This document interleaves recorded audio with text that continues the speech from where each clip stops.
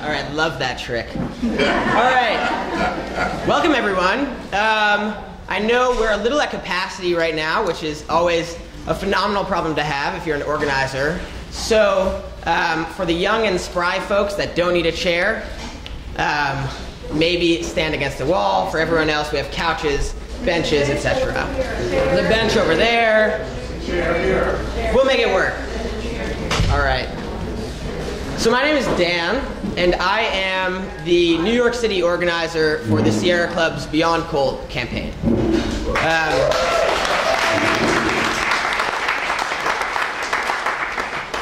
So undeserved, but okay. Clap after my second sentence. So that's what we're here tonight to talk about, is coal. Now, there are a lot of people in this room that I've already given the spiel to on coal, and it always comes as a bit of a surprise that we're still burning coal here in New York, right? Because here we are in one of the states that is trying to adopt its position as a national leader on climate, and yet how is it that we're still burning this dirty 19th century fuel? So, before we dive in, I wanted to give everyone a little context for evaluating that question. And behind me, you can see a map of New York's 4 coal plants: Dunkirk, Huntley, Somerset, and Cayuga. Now, these coal plants emit air pollution that causes asthma, respiratory disease. They emit water pollution that increases your risk of cancer, and they're hugely disproportionate carbon polluters, emitting large quantities of climate pollution that destabilize the climate worldwide. But none of this is particularly news. You know, we know coal is polluting, it's outdated, it's a climate disaster. But what's particularly insidious about the coal plants in New York State is that they're not even profitable. So you can see up here, Dunkirk, Cayuga, and Huntley have been running in the red for years. And instead of reading the writing on the wall and transitioning us off of this outdated fuel toward a clean energy future, the Cuomo administration has begun a policy of propping up these coal plants with $100 million bailouts. And so, where's that money coming from? It's coming from the pockets of New York electricity customers, who in essence are paying extra to worsen their own air quality and further destabilize our climate. And this is important because it sets up a really dangerous precedent. You know, you have these coal plant owners, these fossil fuel plant operators, who are coming to expect that not only can they transfer the cost of their environmental pollution onto the public, not only can they make the public foot the bill for all of their climate pollution, but now they're coming to expect that they can foist the cost of their very unprofitability onto the public. And you can see the Dunkirk coal plant up here has already received a over $200 million bailout deal to continue burning coal and to add natural gas firing capability. So it's sort of become this monster. And Huntley and Cayuga are vying for the same deal, all on the backs of New York electricity customers. So we started a campaign to put an end to these coal bailouts and to transition New York off of the coal industry for good. And we've seen some amazing progress so far. Just last month, we worked with Representative Barbara Lifton, whose district contains the Cayuga coal plant, to spearhead a letter to the Cuomo administration calling on the governor to stop bailing out these coal plants on the backs of New York electricity customers. And that letter ended up being signed by over 70 state legislators, which was great. And lo and behold,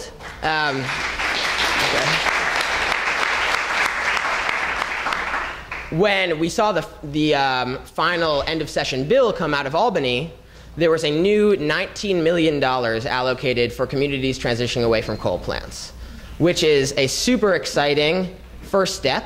It's not enough, but this is the direction we need to be going in. So, because, you know, while we're here to talk about coal, we're also here to talk about what comes after coal, the transition to a clean energy economy, and one that genuinely supports workers and communities. And we've been working to build that clean energy economy. Some of you, and that work's been paying off. Some of you may have seen the state energy plan come out recently. New York now has the most ambitious renewable energy targets in the country, 50% by 2030, which is tied only with California's. The governor just made a proposal for a 10-year, $1.5 billion commitment to renewable energy projects, which is the largest the state's ever made. And we're pushing now for a large-scale commitment to offshore wind to bring that industry to New York and make New York really a national leader in this renewable energy industry with tons of promise. But, you know, there's still a lot of work to be done, a lot of work to be done. But suffice to say that the renewable energy economy is working. And as we transition our energy system from the 19th century to the 21st century, we have to figure out how does that transition support workers and communities so that no one is left behind. Which brings us back to the coal industry. So coal is a dinosaur. It's this huge climate polluter. And Governor Cuomo and the Cuomo administration have set these carbon emissions reduction goals for the whole state of New York. We're trying to reduce our emissions 80% by 2050, which is all well and good. But if he's serious about reaching that goal, he can't be locking us into decades more of coal-fired energy. And, you know, getting off coal is going to be a critical step to reaching that 80 by 50 goal. And bailing out coal will undermine those same targets and take us years backward on climate. But if we can get the transition framework right this time, with coal, with the low-hanging fruit, if we can figure out how to support workers and communities, we're creating a framework to transition responsibly away from all dirty fuels in New York and get to that 100% clean energy target that is everyone's goal. So we're here tonight to discuss how do we get this transition done in a way that is as responsible to workers as it is accountable to the climate science. And we have 4 wonderful panelists here that are going to discuss that issue with us. But before we get to that, I had a few thank yous to make. First of all, one, where's Liz? Bingo. Everyone clap for Liz.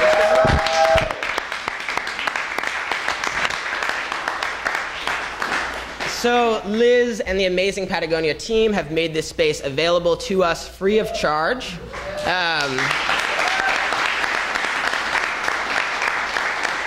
And they're looking to do the same thing for everyone in New York City who's in the trenches fighting for justice and sustainability. So, if you want to get in touch with Liz, her cards are on that table. She's also asked me to point out that the bathrooms are here. And if you want to buy anything from Patagonia, like a jacket, they have registered. And, you know, if you are an activist in this room and don't have $1,500 laying around to book a space, Liz is the person to talk to. She's amazing. And then I also want to thank, we have Justin Flagg joining us from Senator Liz Krueger's office. We have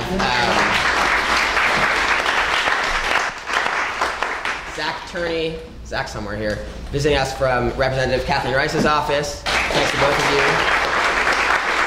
Both super supportive on climate and energy issues. And now I've been talking for far too long, so I'm going to introduce our panelists.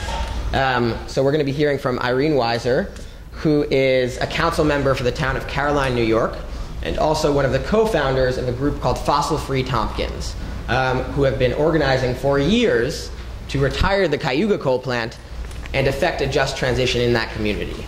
We'll be hearing... We'll be hearing from Diana Strablo, who has come to us all the way from Buffalo, New York, a local activist in that area who has been working with the Sierra Club, with the Clean Air Coalition, to try to effect a just transition for the Huntley plant. Yeah, we should clap for everyone.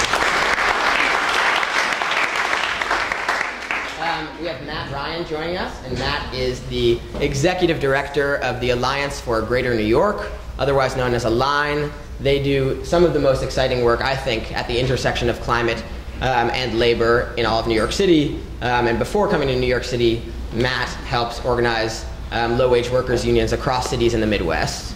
That definitely is it.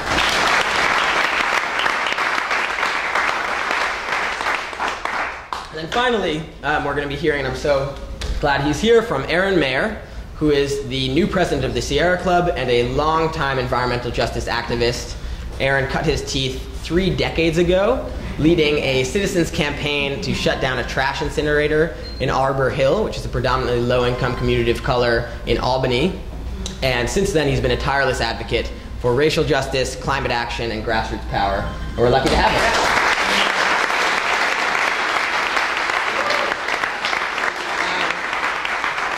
All right, we have some slides, we'll have some questions, and then we're going to finish up by putting a little pressure on Governor Cuomo, which should be the fun part.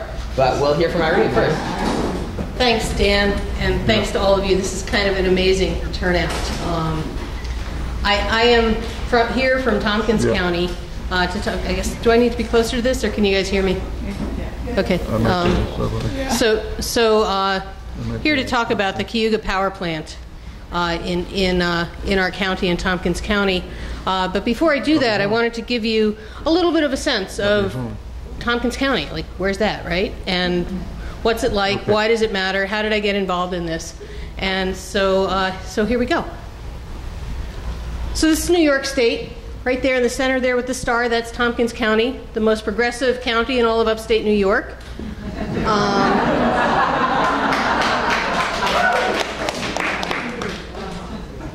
In the heart of the Finger Lakes region.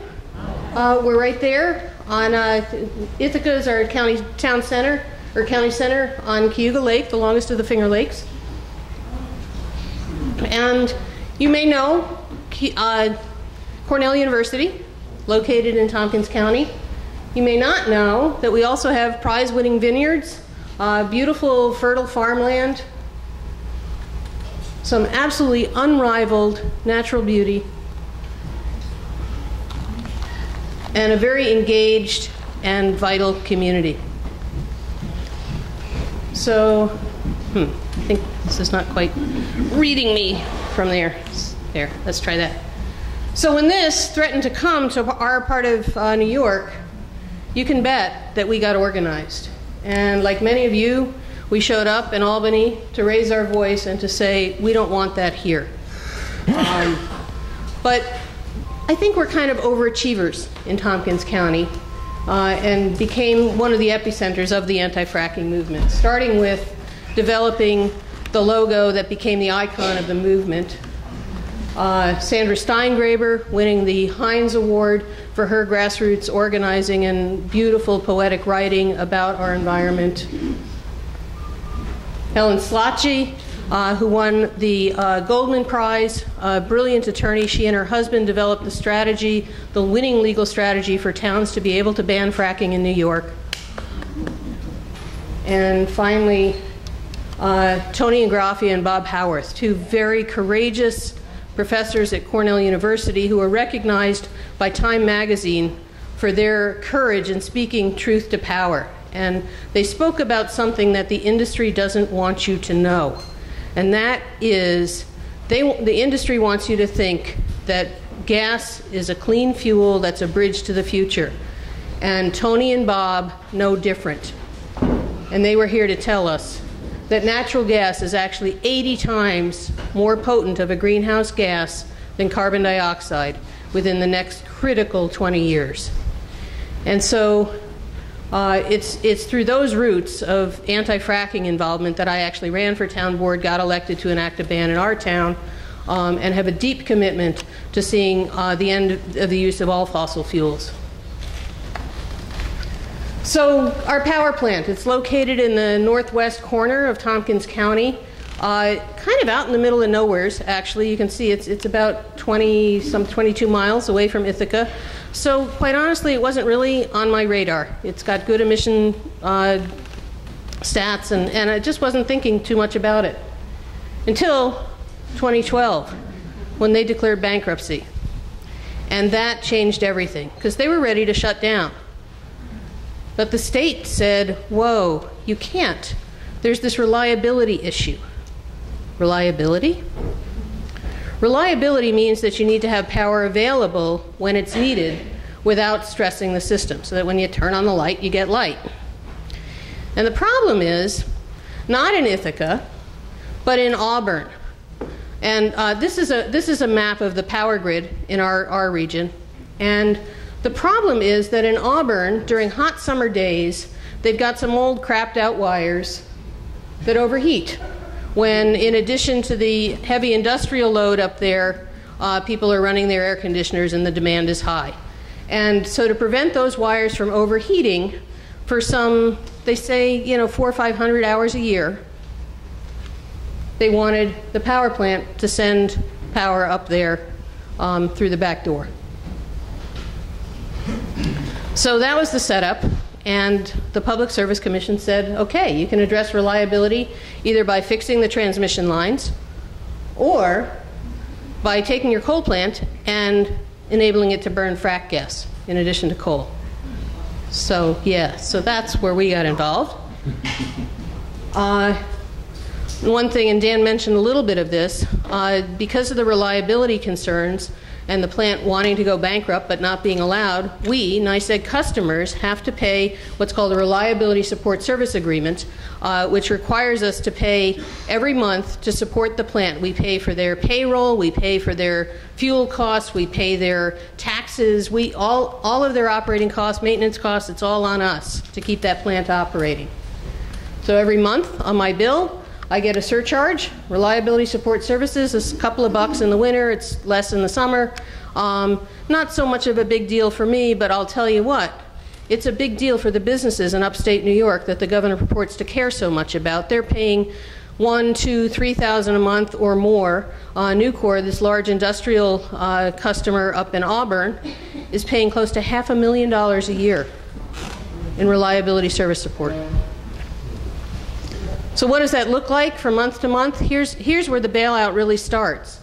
2013, we paid $2.4 million a month to keep the power plant running, plus capital expenses that they had to, whatever, improve the conditions, for a total of $33 million for the first year.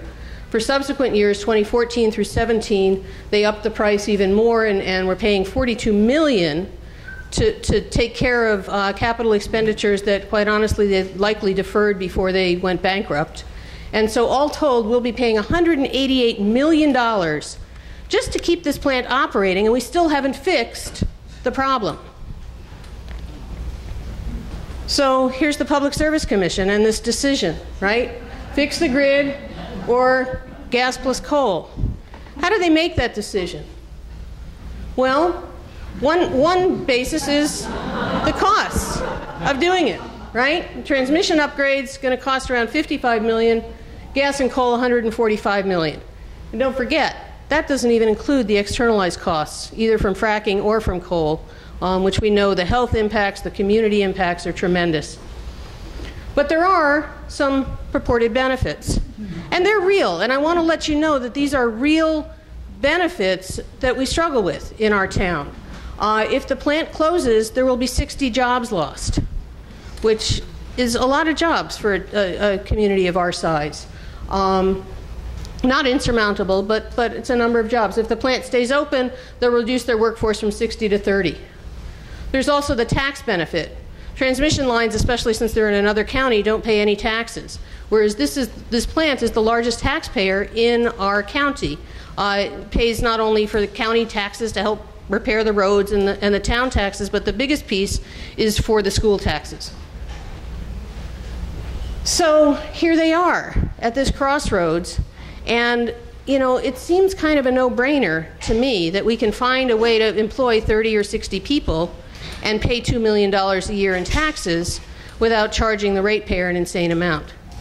And quite honestly, one is an investment in the infrastructure of the future, whereas the other is an investment in the infrastructure of the past. So it just doesn't make sense. But yet, since March of 2013, the Public Service Commission has been scratching their head and trying to figure out which way to go. All told, at the end, we will pay between the RSS fees and the cost to either, to provide one of these repairs, either $240 million to fix the grid plus the RSS fees, or $330 million. So I want to put this in context for you of the announcement last month that Dan spoke about, where the state came out with an announcement saying that they were going to spend $1.5 billion over the next 10 years to roll out large-scale renewable. That's $150 million a year, if my math is right, and I believe it is.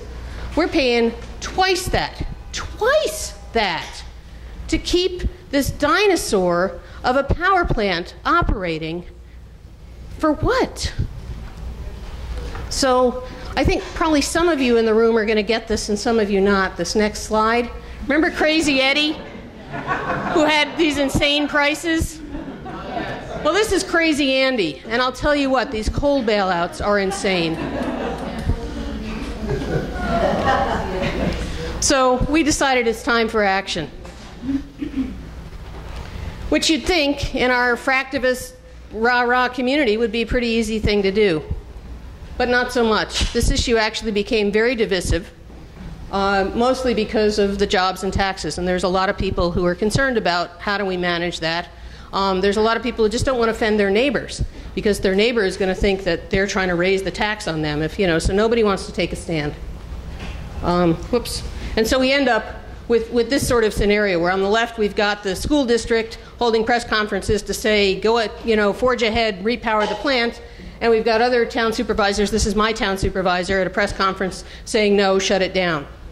We don't have a school. How do other towns manage with their school districts when they don't have a power plant? Why should we all have to pay taxes to Lansing? We marched to the power plant out in the middle of nowhere and rallied there. We marched to Albany and stormed the Public Service Commission's very somber, staid proceedings and in a respectful way disrupted to let them know what we wanted. We had towns that became educated and have issued resolutions to the governor saying that the kinds of impacts that we'll have from losing a tax base pales in comparison to the cataclysmic impact of climate change, and therefore that we urge the Public Service Commission to upgrade the transmission lines and provide transmission support to the Lansing community so that they can move to a new economy. We forged, because we didn't have enough to do with starting one organization, we've started another called the Coalition for Sustainable Economic Development that brings together labor, social justice, progressive businesses, and the environmental groups to work together to build trust. We're already starting to push back on some of the development that's happening in our town. We're, in addition to this power plant, we're being threatened with other gas pipeline build-out and compressor station expansion. And so as a result of that, we've kind of taken the moniker of fossil-free Tompkins. And our vision for ourselves is that Tompkins County becomes the first fossil-free county in New York State.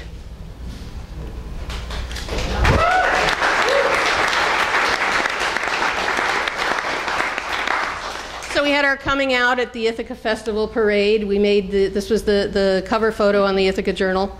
Of our giant puppets. We held a rally, of course, because that's what you do when you start a new group, and it was a heck of a rally, even though it rained. We had music and great food and dancing sunflowers and street theater and buttons and petitions and t-shirts and a giant inflatable coal plant, thanks to Sierra Club. But the highlight was our hero of an assembly member, Barbara Lifton, who is, as you heard, crafted a letter to the governor saying that this is crazy, it's time to stop these coal bailouts and provide transition support to the communities where these power plants reside. 70 legislators signed on to that, and I gotta tell you, remember this map? Guess what? Some of them were from our area, but guess where most of them were? Is you guys. And it's your voices to your legislators, to your members of the Assembly and Senate that are going to make the difference for us on this. Because we're just kind of the lone wolves out there, and quite frankly, we're a thorn in Cuomo's side. We were the fractivists who pushed him to do something that I'm not sure he quite wanted to do.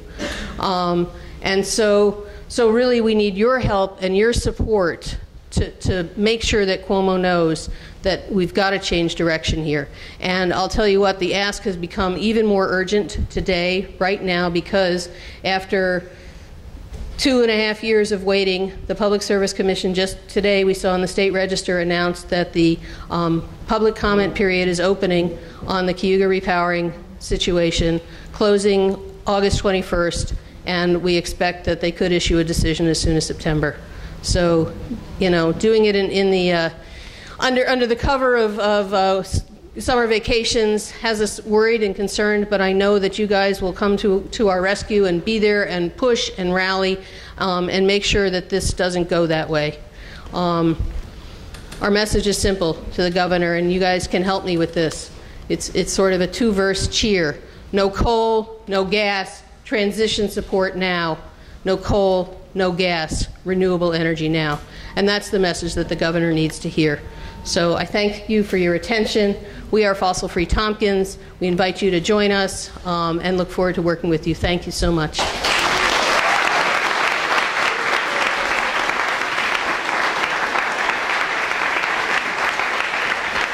Hi. I come to all of this very deeply concerned about climate change, and just thought I would say a couple words about that to put this into context. Since this is a driving force for me, and all that I do to try to promote renewable energy and stop fossil fuels is with that in mind, that we have a climate crisis on our hands. That in 2007, is the mic on? I don't think the mic is on. Why are the lights on? Light. Oh, I don't know. Lean a little closer. Okay, can you hear me? I don't think it's on. Yeah, this back. Okay, let me know if you can't hear me. You can hear me? Yep, okay. Okay, so in 2007, and as part of my quest to learn more about climate change, I did a trip to Glacier National Park, where I took a course on the melting of the glaciers in the park and did some backpacking. I learned at that time that in 1850, there were 150 glaciers in Glacier National Park. At the time of my visit in 2007, there were 35 glaciers left in the park, and today there are about 25 glaciers left in the park. With this in mind, the impact of climate change, in my mind, is why we need to shut down these coal plants and not be converting them or transforming them into natural gas plants. We need to replace them with renewable energy, not more fossil fuels. And my interest in working on a just transition for these coal plants began when I walked into a hearing in Dunkirk that was held between NRG, the owner of the company, and National Grid. And as Irene pointed out, they were going through the same thing there, where National Grid wanted to spend a fraction of the cost of converting it to natural gas to, is it not working? I don't know. Can anybody here in the back, anybody actually hear the mic producing sound? Okay, thank you. That NRG was fighting to convert the plant to natural gas, while National Grid wanted to spend a small fraction of that money to upgrade the transmission lines. The room was filled. NRG had done their homework because the room was filled with workers from the plant, with teachers, with union members, with school superintendent and local politicians, all in favor of repowering the plant to natural gas. And the handful of us environmentalists who showed up were seen as the bad guys trying to take away their jobs and their tax base. So that was a real eye-opener for me. And you know, I understood it from the point of view of the workers and the teachers who didn't want to lose their jobs in their schools. But in the end, of course, NRG, with Governor Cuomo's help, won that fight. And the plant is now being converted to natural gas and holding on to the ability to burn coal. And a pipeline is being built right now to transport fracked gas from Pennsylvania to the Dunkirk plant. So why not natural gas? And Irene touched on some of this. My contention is if fracking isn't safe in New York, it's not safe anywhere. And it's a moral issue. We don't want our water contaminated here in New York, but it's okay for folks in Pennsylvania to have their water contaminated and bring their gas up here to our plants. That doesn't sound right to me. Methane is a potent greenhouse gas. And it takes, as Irene pointed out, again, very expensive infrastructure to do this conversion. That money could be going to improving the transmission lines and to converting to renewables. And we don't have time to waste on a bridge fuel. We need to make the leap to renewables, and we need to do it now.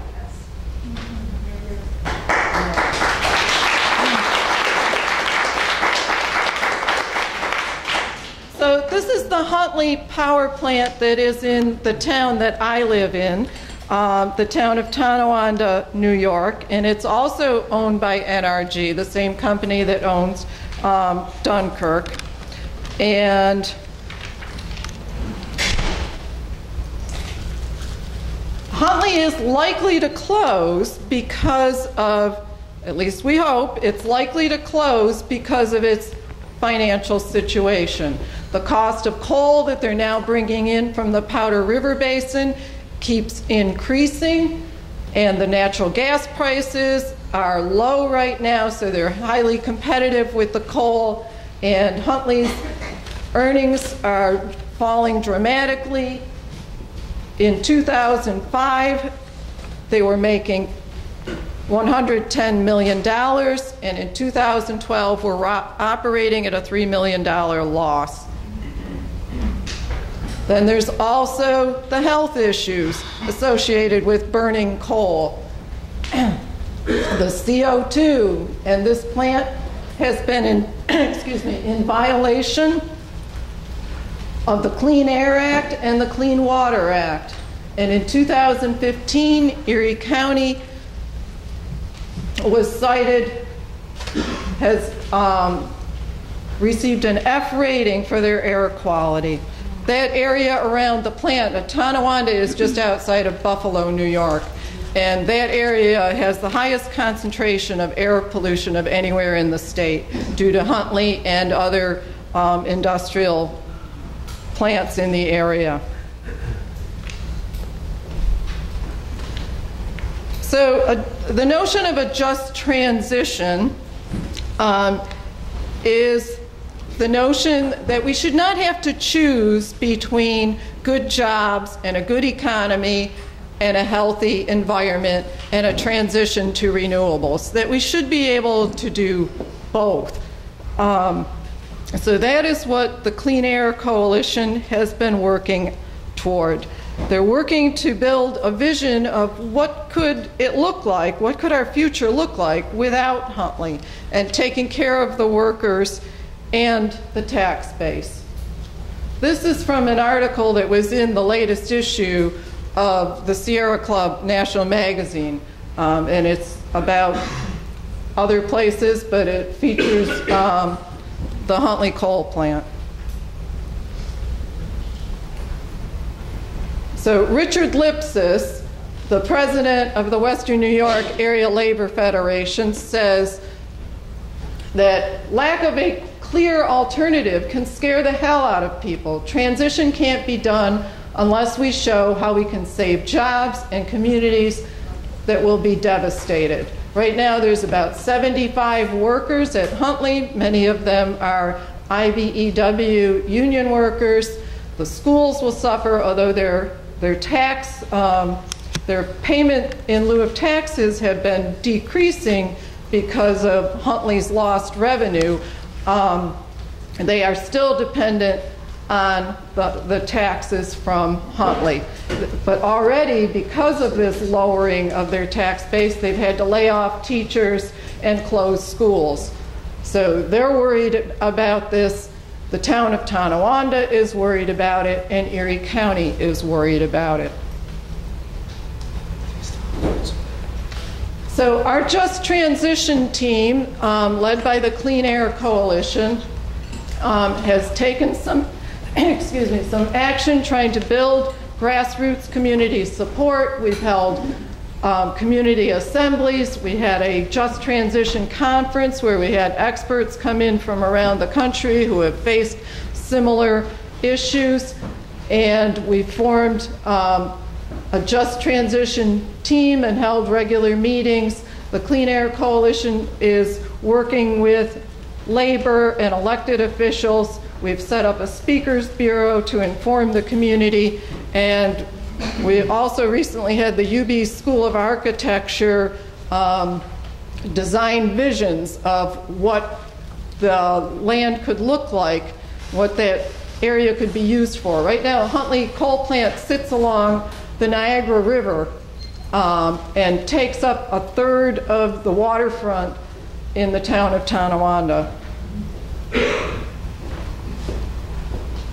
We came up with a list of values. If and when the plant closes, this is what we would like to, this is our vision, that it maintains fair funding for our schools, protects workers, creates good paying jobs and access to opportunities and benefits, that it reconnects us to our waterfront, is bold and visionary, sustains the tax base, protects ratepayers, and improves the environment and health. So we also have been researching where could the money come from. Some of it from the plant, from NRG,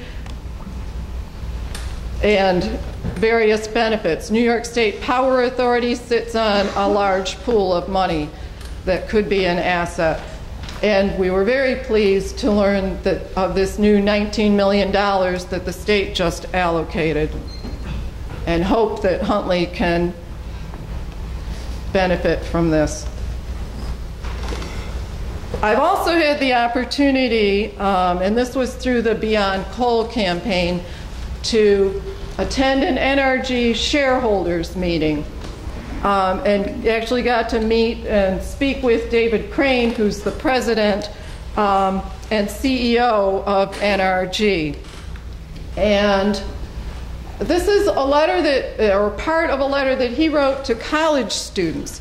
I did a little looking into it before the meeting and was pleasantly surprised to realize that he's actually very aware of the climate crisis and on board with, in many aspects of his country, on board with the transition to renewables.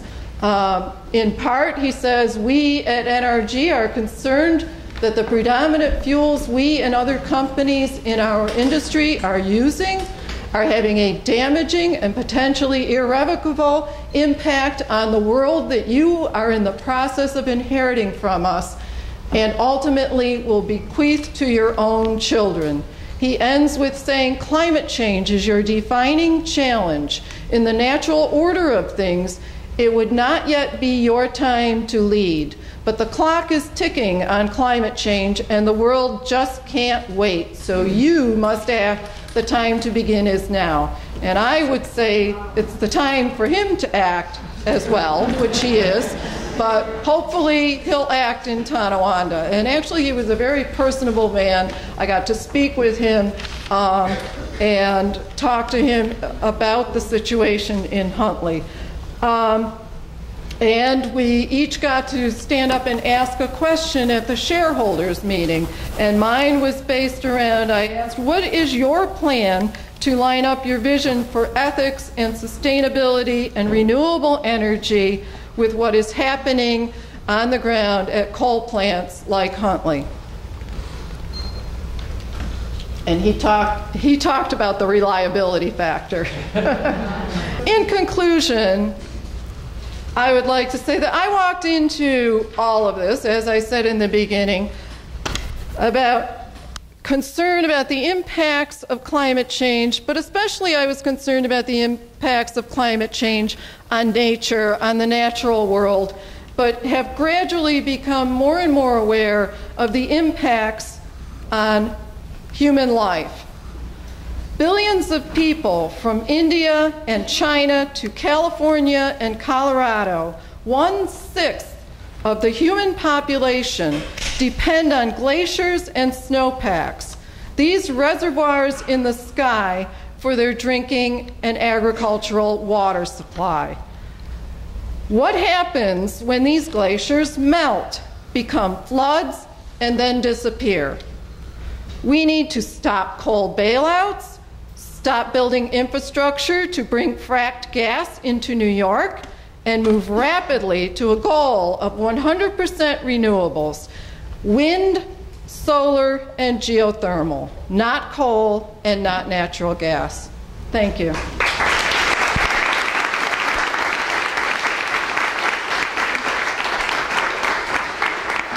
So I do not have a PowerPoint, unfortunately, and if I did, I don't think it'd be anywhere near as good as the previous.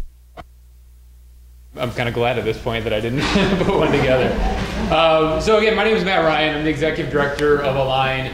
Align is a long-term alliance of labor organizations and community organizations rooted here in New York City. And I think, as Dan mentioned earlier, I come to this work as a union organizer for many years that worked in the Midwest before coming here to New York City. So it's been alluded to a number of times, and it's great to hear this discussion about how do workers fit into this issue, how do people fit into this, and how do we think about the intersection of climate justice with worker justice, because I think we're all here united in the room that we want to see both the planet and people move forward together, and it's a false dichotomy to think about it's just one or the other. So again, that's how I come to this work, and over the last several years, Align has been really grappling with what does it mean to try to wade into this intersection of environment and economy. For us, it really started with the Recovery Act and all the money that was beginning to flow for energy efficiency work. I bet a lot of people here in the room were involved in that, right? Some people are. One person was involved. It was great. So we got involved in that work. We had a green collar jobs roundtable here in New York City, and we were really pushing for a comprehensive plan to move New York City forward and make good use of this federal money coming in. Not too long after that, though, we were hit by Hurricane Sandy. And that really had a profound impact on our organization, many of our partner organizations, and of course people in frontline communities that were beginning to face the brunt of a rapidly changing climate and the brunt of climate catastrophe. So in response, we formed the Alliance for a Just Rebuilding, which was a coming together of over 40 organizations from the environmental world, labor unions, and community groups, and begin to say, let's think about not just a recovery from the storm, but a bigger rebuilding. And how do we move towards a real vision that I think gets to this point about just transition. So we want to think about not just recovery, but rebuilding and moving to a just transition over time. So what I really want to talk about here, and I'll be brief because I know there's a lot to talk about and it'd be great to have time for Q&A, is how we've been responding with this idea of building out a long-term vision and uniting community and labor. I hope that offers a little bit to this conversation around the state. And secondly, a very specific example that we're working with right now of how you link communities with workforce development, job opportunities, and a long-term commitment to both climate justice and economic justice. So just a quick recap. We talked about just transition, and it sounds like in Western New York there's some really exciting work and core principles at hand. As we see it, really the issues that we're grappling with when we talk about a just transition is one, this issue of voice. Do working people have a voice in the changes that are impacting us? So that's both the impacts of climate and rapidly changing environment, and also what happens in the world of economics. So we have NRG and very powerful corporations. Do workers have a voice in that scenario? Number two, this question of what kind of jobs are we actually talking about, and are these good jobs? So both, do they meaningfully move us to a more sustainable environment, and are they jobs that you can survive on? We're not talking about minimum wage jobs, we're talking about livable jobs. And third, what's going on with skills? If we're going to be moving into a new future, we need to really think thoughtfully about how we transition to skills required to meet the demands of the future. So again, in sum, I think when people talk about just transition, there's sort of 5 points that at least I think about as a starting point. One is it's about making a meaningful transition to environmental sustainability. So we're not talking about piecemeal change, we're talking about wholesale transition. Two, we're talking about representations. This goes back to this question of voice. are working people represented at the table, and do they have a meaningful voice in the changes that are about to happen? 3, principle around stable long-term employment. So we're obviously moving rapidly to a world where even the concept of a full-time job seems to be running away pretty quickly, right? A lot of us are moving into contract work and have a hard chance of holding down a stable job. So this principle of really having full-time, long-term employment, not surprisingly, a principle of social justice and progressivity. So thinking about that the costs that we bear as we make this transition have to be progressive, and we can't shift those burdens onto working people. Another way to think about this is the people that have the least amount to do with the climate catastrophe that we're in right now should not shoulder the vast majority of the burdens as we make a transition. And 3, we think about the role of government. So we want to have government have a core role, government backing, and us be united in purpose along with our government. So I think there was a point made about I think Dick Lipset made this point, right, around we have a lack of a clear alternative. So we're having these fights around a coal power plant, and we have a lack of a clear alternative that we can move forward in. This is the same sort of thing that we've been grappling with in New York here, in the city, post-Sandy and through the Alliance for a Just Rebuilding. So what we really try to work on is, well, what could that alternative be, and could that alternative be a mechanism for building a broader alliance across environmental justice organizations, environmental organizations, labor unions, and so on. And it was really that we got some inspiration from a campaign called 1 Million Climate Jobs in South Africa. Has anybody heard of this before? It's pretty awesome. So we heard about this about a year ago, and what they did in South Africa is they took a comprehensive look at what is causing carbon emissions in South Africa. What is the root of the problem? And then if we look at the root, what would our alternative be? And can we put together some very concrete proposals around that? So this is really led by 2 union federations in South Africa to drive it. And so both with that inspiration and the real experience of Sandy having impacted us, what we set out to do was create this agenda called Climate Works for All. And this was spearheaded by Align, also the New York City Environmental Justice Alliance, and the New York City Central Labor Council, AFL-CIO. And again, we took this approach of let's look at the carbon footprint. For us in the city here, over 70% of all of our emissions stem from buildings. Probably not surprising, right? We have a ton of buildings in New York City. They're inefficient, and that's where the energy demand comes from. So we have to have a solution there. We have to have a solution for public transportation and addressing transportation emissions here in the city. We have to think about what we do about the waste system and having a real clear vision for zero waste, but also proposals of how we would get to zero waste. And in sum, all this came together around a 10-point agenda that we released at the end of last year, and we pivoted from the Alliance for a Just Rebuilding into this new broader formation, Climate Works for All, and we've been campaigning around this in the new year. So I would say, we're really excited about Mayor de Blasio's announcement to go 80 to 50. He made that announcement last year in coordination with the People's Climate March.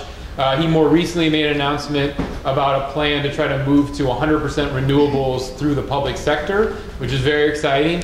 And we've been trying to find that intersection of how this agenda can both push our city government to keep going in this direction, but incorporate the vision of just transition as we go. So the final piece I would just want to lift up is what can this look like in practice? And for us, this is a little bit different than the renewable energy question, but looking at climate resiliency here, we worked very hard with the administration, pushed them very hard, and just in the last few months, we're able to reach an agreement on something called the Sandy Build It Back Local Hiring Initiative. So we think this is actually a great success and something that hopefully can add to this question of how do we think about just transition and meaningful economic justice opportunities in the midst of climate change.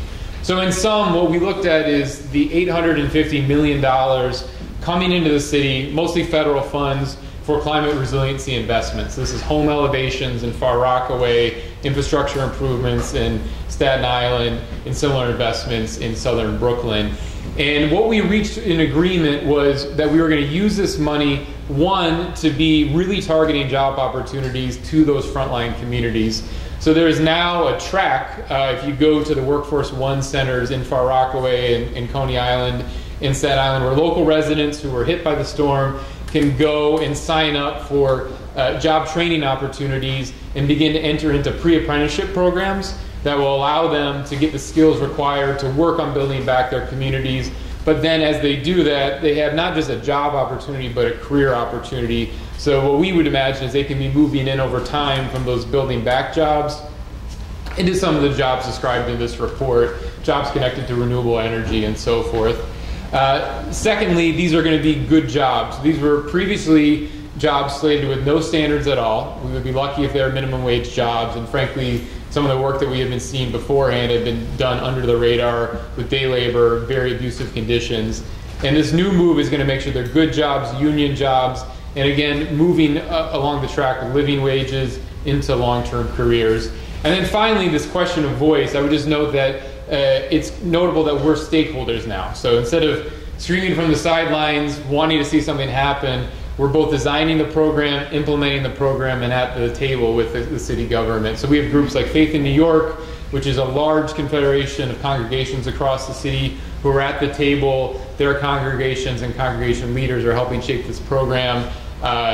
Groups in the Environmental Justice Alliance are at the table, and so on and so forth. So we're very excited about hitting some of these components of just transition and hoping, frankly, this can expand over time. So I'll leave it there. I know we got a lot to cover tonight, but again, just want to really thank the Sierra Club for the invite, for being out, and I hope this adds something to the conversation. I'm Aaron Mayer. I am the current president of the Sierra Club. And that's pretty huge. It's pretty significant. Now, I come from the environmental justice community. In fact, we're hearing terms now, just transition. A lot of the vernacular of current movements are all coming out of the EJ movement. And one of the critical things about the EJ movement is that at the end of the day, they recognize that race matters. If you're poor, black, Hispanic, Asian, your communities are often the dumping ground. We heard about the NIMBY movement, but many of in our communities, we call it the PIBY movement, which is put it in black people's backyards. And that's not an accident. And when we came together with poor whites out of rural Appalachia, the South, to form the first People of Color Summit to challenge environmental organizations to step out of their silos and recognize our communities. That's right, poor blacks got together with poor whites, with poor Asians, and we all formed that first People of Color Summit. We recognize that our communities may not have wealth, but what we do have is numbers. And one of the beautiful powers of the environmental justice movement is action through numbers. Fast forward to now, cast the second People of Color Summit, to just looking at the beautiful movement of activists that occurred in the state of New York. What was demonstrated here was not money that mattered. It was that people that mattered.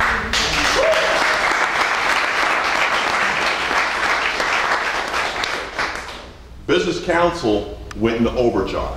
Entergy, through its, whether it's their nuclear, their coal, their gas, they knew that all of the above strategy that current President Obama called for, and even Democrats are running for, was threatened. If the people wake up, and that's pretty huge, it's pretty significant.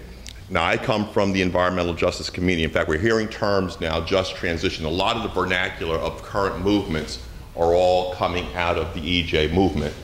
And one of the critical things about the EJ movement is that at the end of the day, they recognize that race matters. If you're poor, black, Hispanic, Asian, your communities are often the dumping ground. We heard about the NIMBY movement, but many of in our communities, we call it the PIBY movement, which is put it in black people's backyards. And that's not an accident. And when we came together with poor whites out of rural Appalachia, the South, to form the first People of Color Summit to challenge environmental organizations to step out of their silos and recognize our communities. That's right, poor blacks got together with poor whites, with poor Asians, and we all formed that first People of Color Summit. We recognize that our communities may not have wealth, but what we do have is numbers. And one of the beautiful powers of the environmental justice movement is action through numbers. Fast forward to now, cast the second People of Color Summit, to just looking at the beautiful movement of activists that occurred in the state of New York. What was demonstrated here was not money that mattered. It was that people that mattered.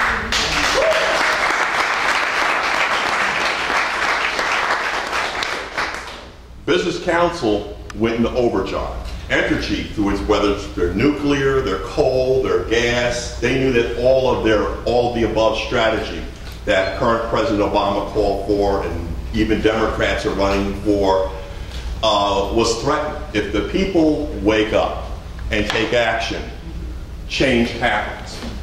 But something funny, if you look at the fractivist movement, is that still it fell along the silos of this cohort operating really from a NIMBY model and not looking at it completely, and as they say, stepping out and networking. But it was a critical wake-up step. What I love about the fractivist movement, for the first time, you got the middle class of New York heavily involved. It was the first time many people were stepping out of their class to say, wait a minute, something's going on in their environment. And yes, my material asset that I've invested in, my property, the thing that I'm going to leave to my kid, and its value may be threatened. And one of the things you'll start to notice with all these things, there is, if I could fill this in here, I would say material base.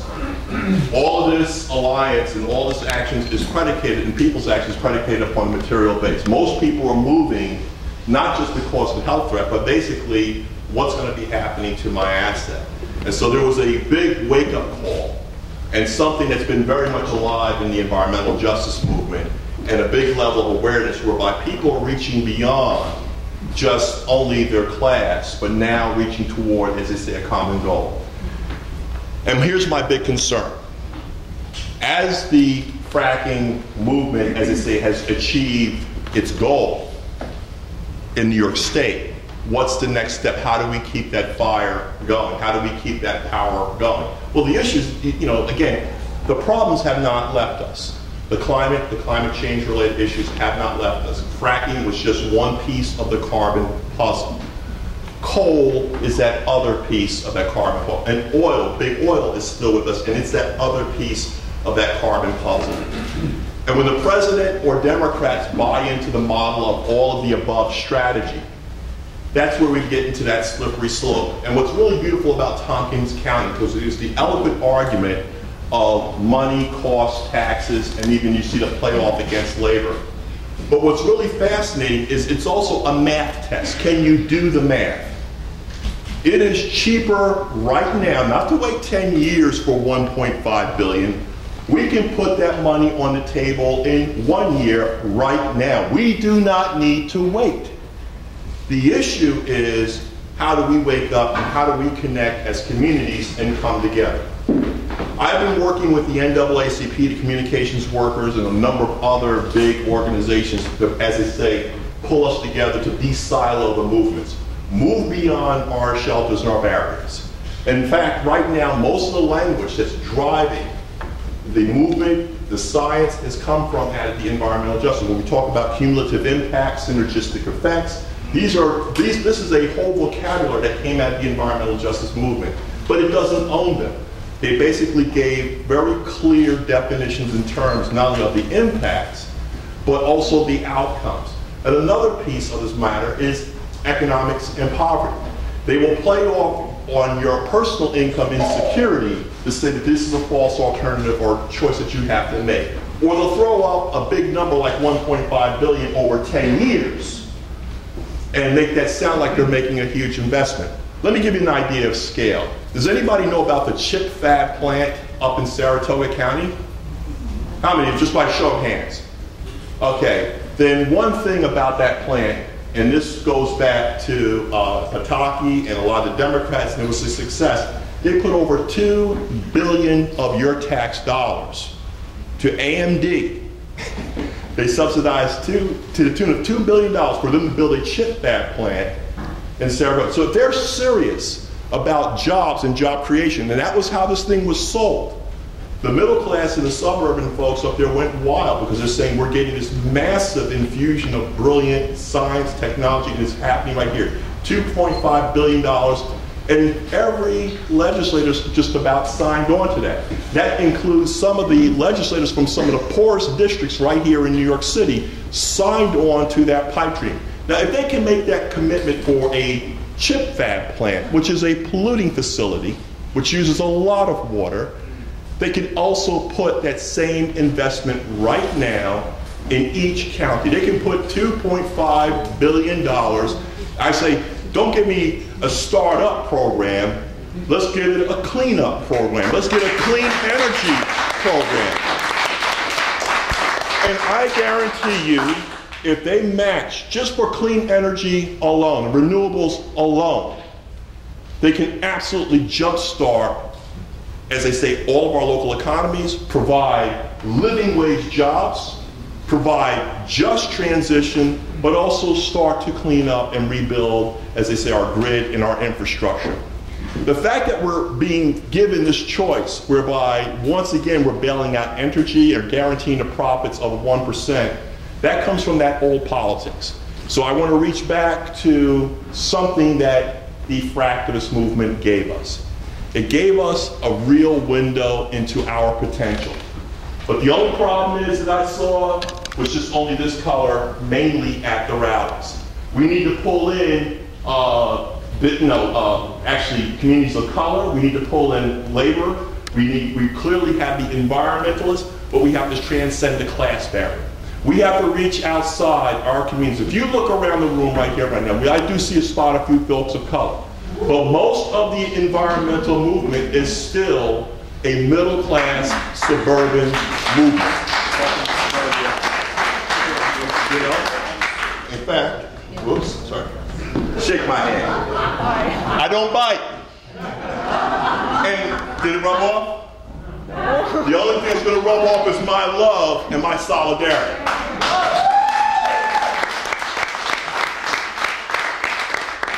The environmental movement by itself cannot do it alone. We have to transcend color, we have to transcend race, we have to transcend the economic barriers. I heard again, we talk about even the places where they are doing projects. We need to even analyze right now where they're doing the adaptation projects. They're doing them primarily in still middle class areas. They're not going in the working class areas. They're not going into the poor areas. We saw up in Tonawanda where teachers are backing dirty powers because they link the wages or the tax investment into their income because they realize I'm a teacher and I get paid by taxes, so therefore this is where I have to connect into this. Then we as a people's movement, all of this together, not just the environmental, we as a people's movement, a climate movement, have to as I say, turn the pedagogy on its head. We have to remind them that, listen, investing in these green jobs, having that 1.5 million or 200 million go right to clean jobs and clean energy, right now drilling geothermal, putting solar plants or micro solar plants, clean power, wind, you can absolutely take kids who right now they're saying right off Vo-Tech, you gotta go to college. Nonsense. Boulder Dash. The stuff that you need to put panels on the roof or good old-fashioned Vo-Tech, can you handle a hammer and a nail? They try to make the simple and the clean sound like rocket science. In fact, they try to make the simple and clean sound as dirty as rocket science, because you know what it takes to get a rocket up in the air? Now, granted, some of the manufacturing process of some of the products that we may need to transition to a clean energy economy, because again, we know that what goes into making solar panels. But still, given the trade-offs and the alternatives until we find much more perfect sources, then we want to make those investments. Remember, we chase our solar industry to China, right?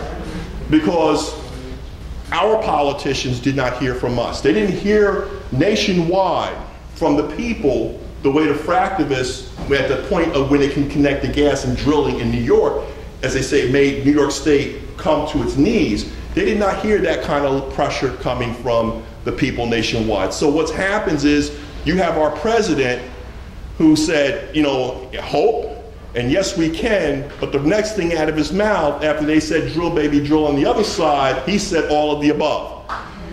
We have to back that up.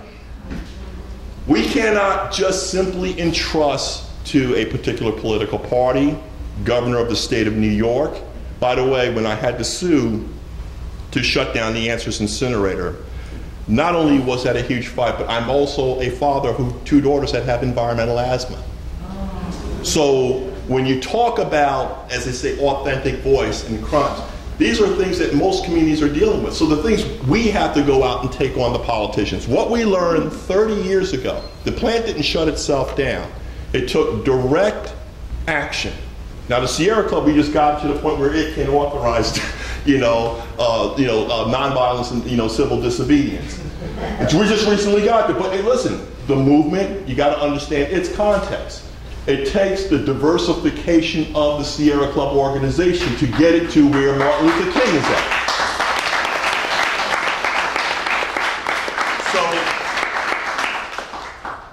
I'm not going to do what Muir did with Teddy Roosevelt to get, the President of the United States to Yosemite to look at how you save a postage stamp of America. I want to get this president to Yosemite and talk about how to save this planet. I want to get this president to Yosemite to talk about how this climate change is not about black or white. It's not about America, Mexico, or Canada. It's about the planet. I want to get this president to the point where he can see the immorality of capitalism as the Pope laid out and the immediate material consequences of the pollution. I want to get this president to see how the lakes and glaciers in Yosemite are dried up, evaporating, and gone, and the browning of all plants. I want to get this president to recognize that we cannot half-step, sidestep, or wait. We cannot talk about a 20-year plan or 30-year plan, that the action is now.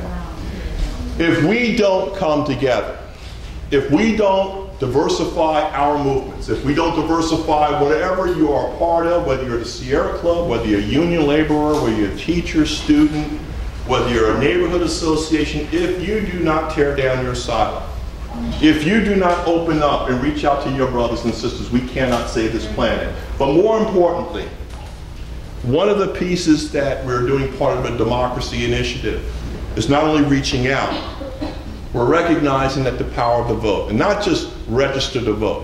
One of the things we're asking people is to develop a sense of class-based ideology and awareness.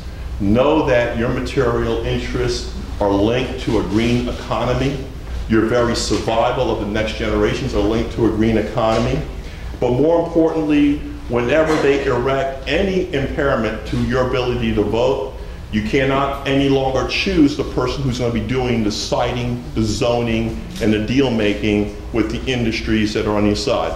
If they feel that you are ignorant of your power and your franchise to vote, and more importantly, if you are not your brother and sister's keeper in the ghetto, or the barrio, or even in the labor union, if you're not their brother and sister's keeper to make sure that not only are they voting, but what's connected to that vote, that they are choosing senators, congressmen, council members who are citing, who are the regulatory entities that decide to give us this carbon debt. If you do not help wake them up, and if you feel that when you see the voting rights stuff is not a part of your battle because you're fighting against a coal plant, then we missed the boat. We need this all pulled together. Voting rights, civil rights, labor rights, environmental rights, climate justice rights are dynamically linked, and if we do not pull these all together, we will die. We as a species, all you got to do is go out west and go for a fossil dig, find yourself a Tyrannosaurus Rex or whatever you may dig up. You know, George Carlin said it best, Earth will be fine. Earth will be fine. It is we as a species that it will shake off like a bag of fleas. Thank you.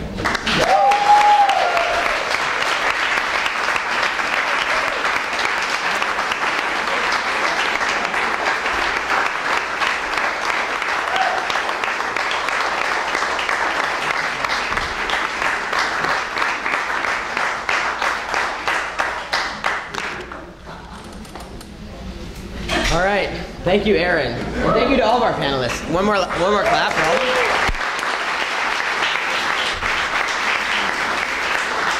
All right. So, we heard from Irene and Diana about what it's like fighting to retire these coal plants upstate, make sure they don't add natural gas to the coal, make sure we transition to renewable energy, and how do we support workers in that process. We heard from Matt Ryan about what a just transition should look like and what we have to be thinking about in terms of supporting workers and communities. And we heard from Aaron about the kinds of coalitions we're going to have to build as a movement if we have a prayer of winning. So I wanted to open up the room for like 10-15 minutes of questions for our panelists. Know that the next slide, well, it should actually, will contain my email address. So if you don't get your burning question in right now, email it to me later and I'll get you the answer. So raise your hand if you want a question, and I will try to get to as many people as possible. So let's go around the room. 1, 2, and then 3 right there. Okay. Yeah. Hi. Thanks for all the great information. I just quickly wanted to ask if the power plants or the coal plants are being bailed out, how is it possible that they're still paying taxes?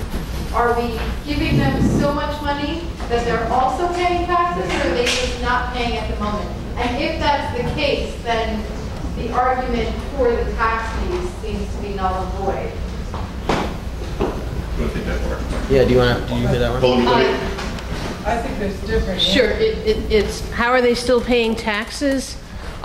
There's different kinds of taxes, of course, but the property taxes that they pay, they are again being underwritten by our subsidy to them. That then they are on what's called a pilot agreement, a payment in lieu of taxes agreement, because their valuation of their property has declined, and so they are billed every year to pay taxes. They pay them, but it's our money. It's weird. and they get to keep.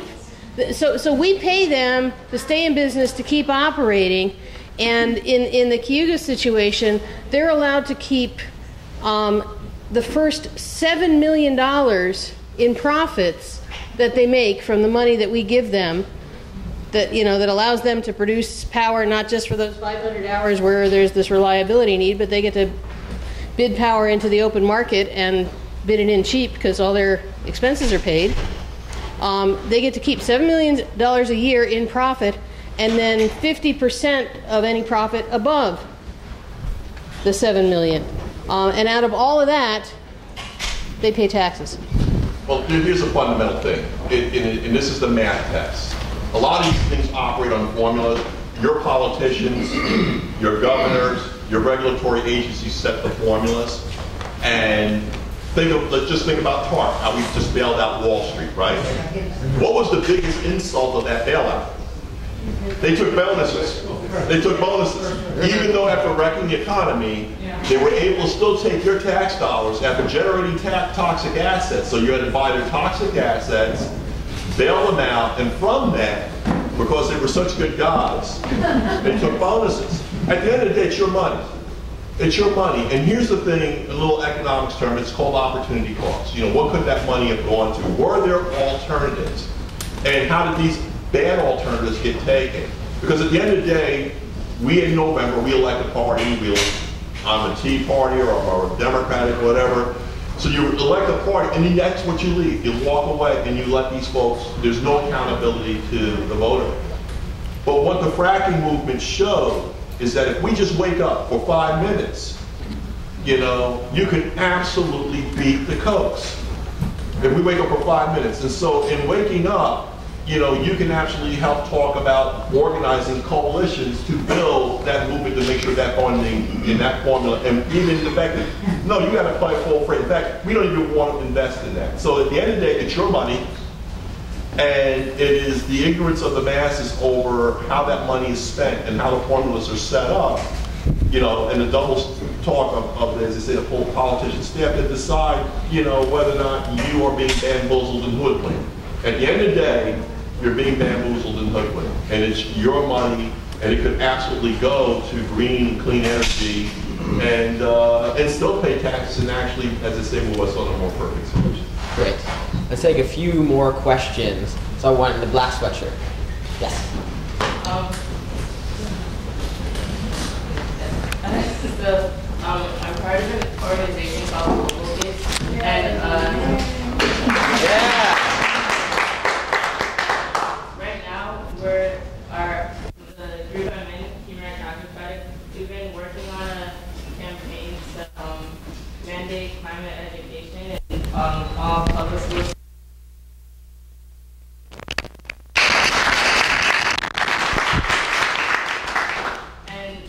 This is probably more specific to Mr. Mayor, but what would you say, like, for people my age, like with your experiences, what would you say would be a really strong point in the curriculum to drill home about environmental racism and climate justice, like a key thing that like we should all be aware of and like key for the future? It's a very important. First of all, I want to thank you. In fact, you are the future. In fact, that we have you here. In fact, there should be more youth here. A couple of very powerful things from the curriculum standpoint, and we saw that teacher that was up there, her linkage was the taxes and her jobs. Well, here, everybody here, you know, you should be going after the PTAs and your school board meetings the same way they do in Texas. But instead of talking about a curriculum of creationism, why don't we talk about a curriculum of climate science? Why don't we aggressively call for the things that we need at a curriculum development level? Because right now, a lot of the textbooks are being developed in Texas. And if you have climate deniers making your textbooks, your children are indoctrinated with a climate denier level of ignorance. And by the way, it's the same textbooks that are now, smoothing out the Civil War. So that reinforces institutional racism. It reinforces blindness and accountability. So you're spot on. The critical issue is going right at the ideological point in which they are teaching you. Asking for, and young brothers and sisters in black, white, blue, asking for curriculum and pushing their parents to ask for curriculum that deals with the science that you need and the skills that you need to help make this a cleaner, greener planet, but more importantly, a curriculum, a social studies curriculum that tells the truth and owns the truth and owns the past so that you all come together and that there's no peace between you and your other peers. The way that you destroy racism, environmental racism, sexism, is what we see is with education and life. Yes. Racism, as a sexism, all that's about fear. It's about putting somebody to others so that you can't come together. The fractivist movement woke up for 5 minutes and people came together and then they, kind of like are stagnant. I'm just saying that now I need that same movement to reach out to their brothers and sisters, brown brothers and sisters in churches or whatever, pull now everything together. We've seen and had a taste of our power. We made this governor do something that he didn't want to do. Okay, now he's doing some funny things on the side, and you know he's doing them up in parts of New York where people can't see. But now we've come together here in New York City, and now we can see. But it's that curriculum and that curriculum that it's not just for your future, but also us coming together. So I really appreciate you bringing the point of curriculum because that's where it begins at. Great.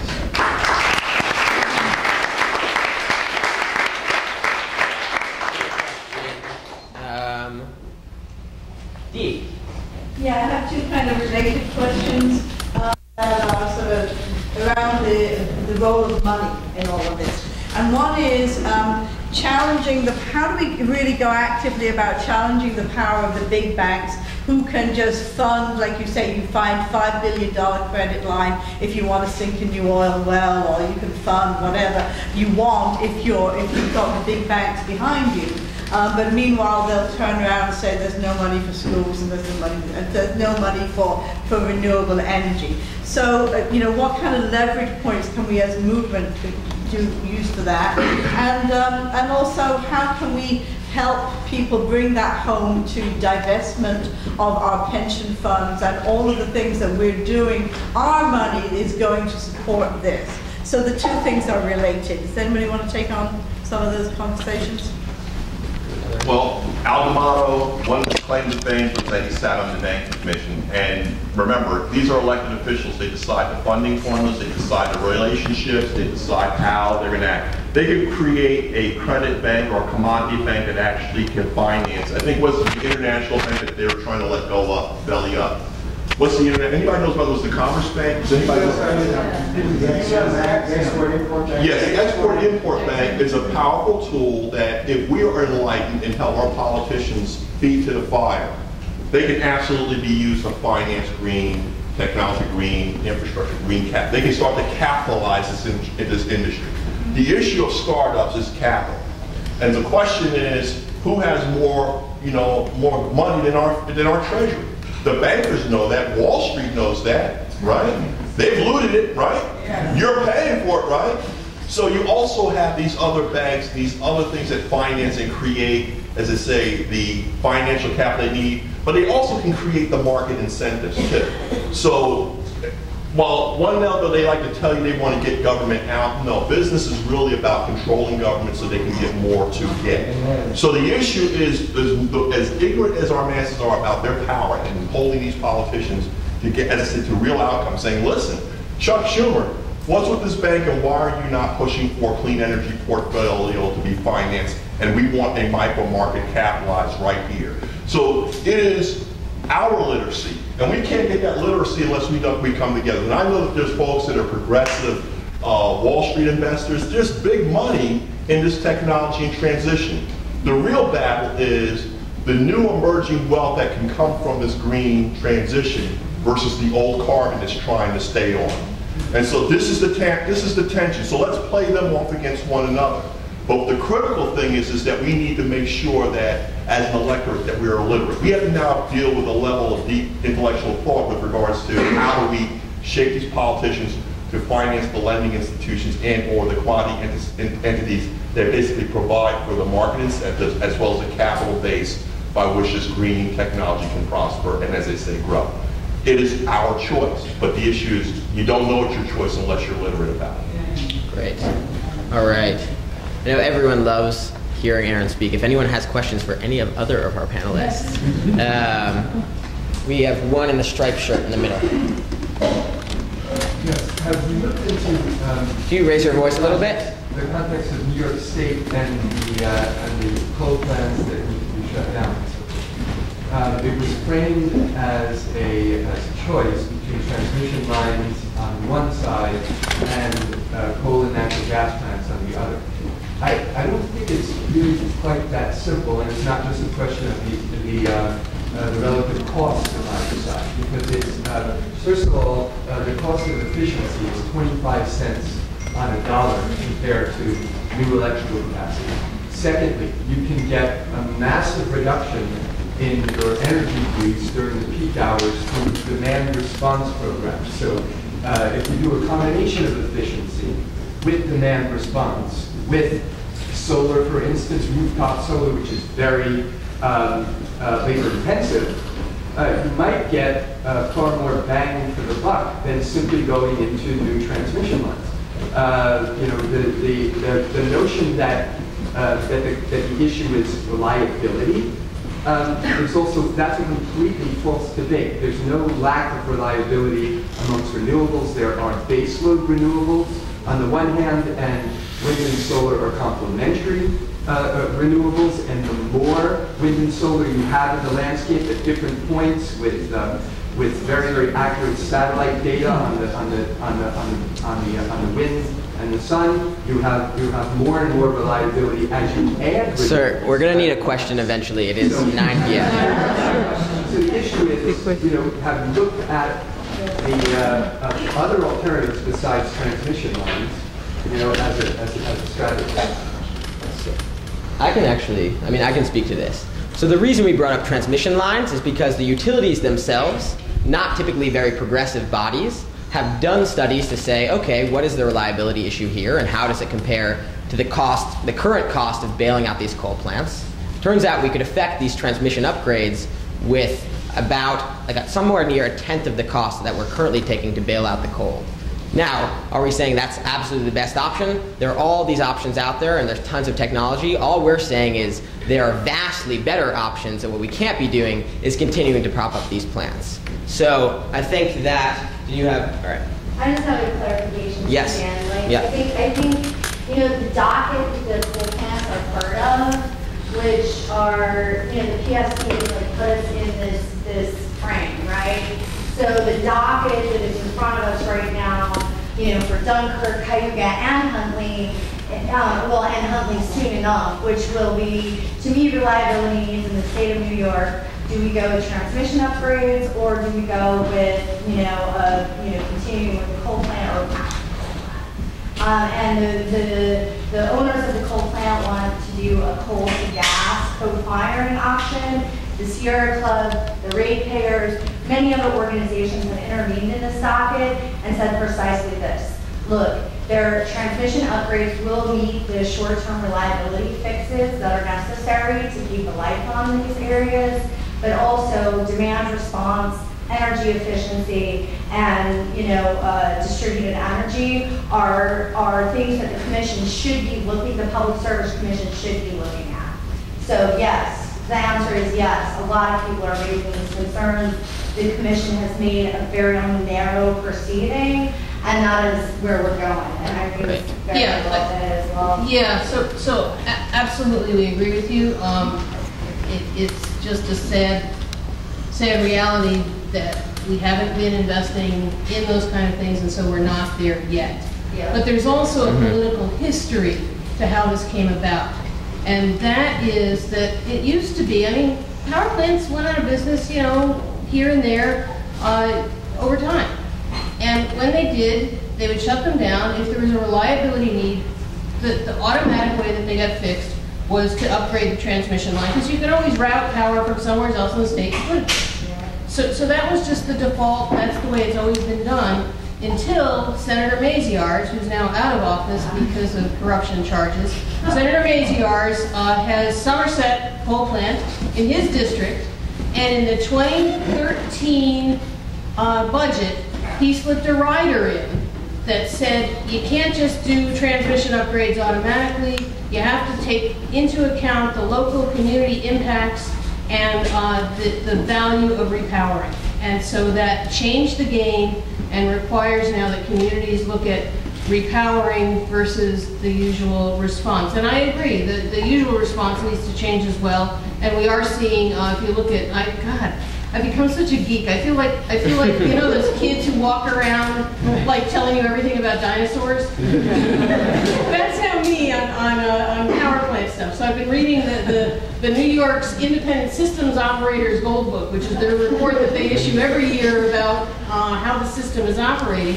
And they actually do say that renewables are starting to result in what's called peak shaving. That the peak demand is declining. It actually started initially because of the economic decline. But I want you to write down your reason why you think Governor Cuomo should stop coal bailouts. We're going to take 3 minutes to write that down and then come back together as a group. So take 3 minutes, brainstorm, find a Sharpie, find a placard, and fill out your sign.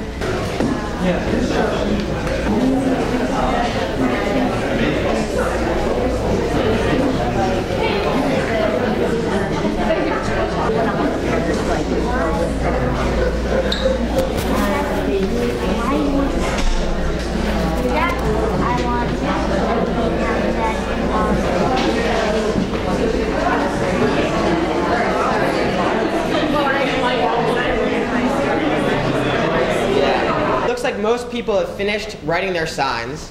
So we're going to do 2 things with these. And before we spring into action, just hear out what these 2 things are. First of all, we're going to take a big photo op with all of us holding up these signs. And we're going to make sure that's seen by Governor Cuomo. But after that photo op is done, we're going to close the event by talking to each other. I want you to turn to the person next to you, particularly on the side who you don't know, and find out what their reason was for wanting to stop coal bailouts. Talk to them, get to know their reasoning. And then I'm going to ask you, this is critically important, to take pictures of each other holding the signs. And with those pictures, we're going to make sure all of them are seen by the governor. So if you're on social media, post them to social media using the hashtags on here. If you're on Twitter, tweet them and direct them at those handles, at New York Governor Cuomo, so he'll see it, and at Beyond Cuomo New York. Or if you don't touch the social media stuff, email it to me. That's my email address right now. Our digital team is on point to make sure Governor Cuomo is going to see all of these. So we really ask you to take these pictures of each other and get them into us. Does that sound good? Great. So the first thing we're going to do is we're going to be crowded in the middle. If people in the back want to stand up and hold the signs up high, if people and hold your signs up, and we're going to get a bunch of pictures.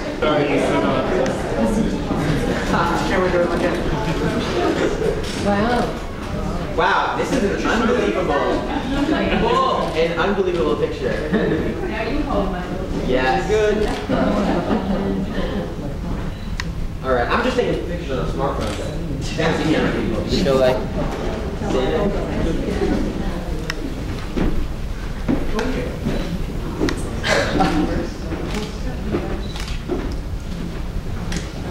all right. Yes. All right. So that's the thing. Thank you much for coming. And talk to the person next to each other and take those pictures. All right? We'll see you on the street.